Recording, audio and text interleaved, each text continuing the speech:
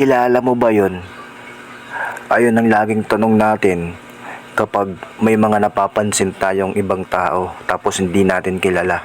So ibig sabihin, interesado kang makilala mo ang isang tao.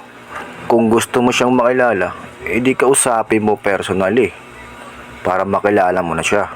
Bukod doon, kung gusto mo pang makilala siya ng sobra, asawahin mo na siya, ibahay mo na siya, magtanan kayo, tumira kayo sa isang bubong para mas makilala nyo pa ang isa't isa, para yung katanungan mo ay mawala, 'di ba?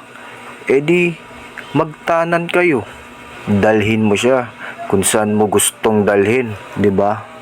Kaso nga lang, paano kung yung gusto mong makilala at itatanan mo parehas pala kayo ng kasarian? Okay